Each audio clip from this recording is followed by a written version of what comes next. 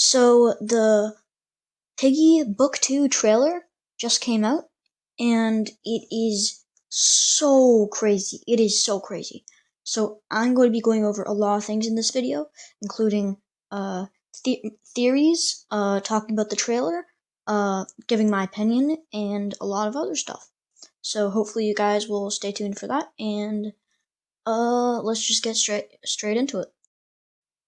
So the first thing I'm going to show you guys is the Piggy 2 Book 2 trailer, so then you actually know what I'm talking about if you haven't already seen it. And if you have seen it, you shouldn't skip over this part, just so you remember every part about it.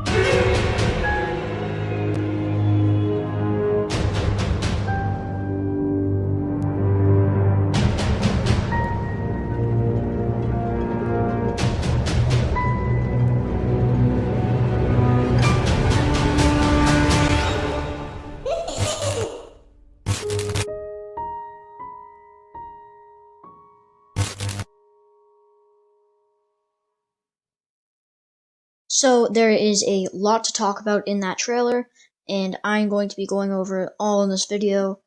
If you already saw somebody else's video about this, you shouldn't skip this, or you shouldn't not watch this, because everyone thinks differently, and everyone has a different idea of what happened.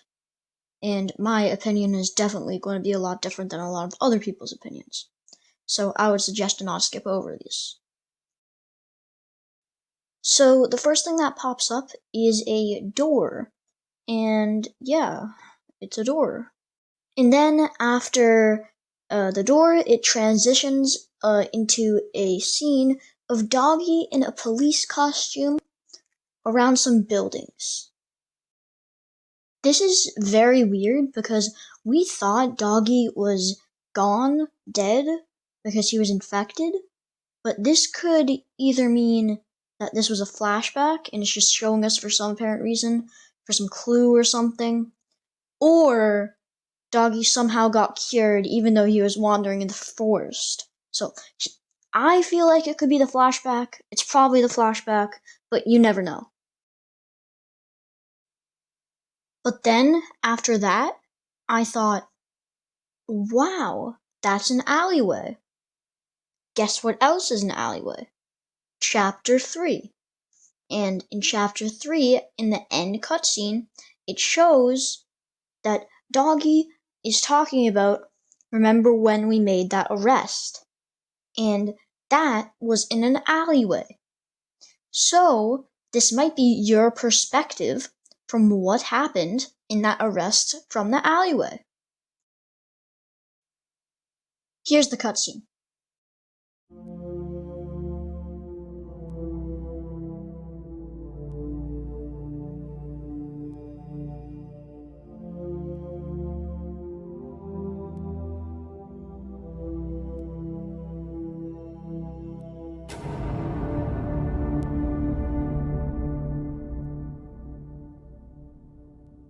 So yeah, that picture of Doggy in the police costume is probably your perspective of that arrest, or the person who got arrested. That it's either their perspective or your perspective. Most likely your perspective from the memory. But now, why is Doggy shown after they go with that door? It makes no sense because Doggy's infected unless they have Doggy. So they probably have Doggy locked up, which honestly is probably something that a lot of people thought would happen. So this probably wraps up the first door, and this also wraps up Doggy. So this one is the Zizzy door, and there's not really much to it. Again, it's a door. And this one transitions to Zizzy in some sort of containment cell or jail cell with nothing, but she looks a little angry, so it's obviously she's been trapped in there, so. This actually confirms one of my theories on the first door is that they're being held captive, and also that infected Doggy or regular Doggy is in the first cell. So yeah, that's mostly it for Zizzy. Hers was a little short, but it also confirmed that they're actually being held captive, and she's probably behind that door, and that's where her cell is probably. So it doesn't look like she escaped. It looks like she's just behind that door and she's stuck, and we'll probably have to save her. And yeah, that's all there is for the second door. And also, that's it for Zizzy, and yeah. So for the third door, it's a lot more interesting than the first two doors, because this door actually has something different with it. The glass on the window is shattered, and the handle looks like it's been opened, which means that the person who's inside it has actually escaped. So for the transition, it transitions to a wolf in all black with a gun pointed at something that we can't see, and in the trailer it actually gets shot, and then the whole entire next part gets intense. The whole trailer after the gun gets shot gets intense. I'll show you a clip of that.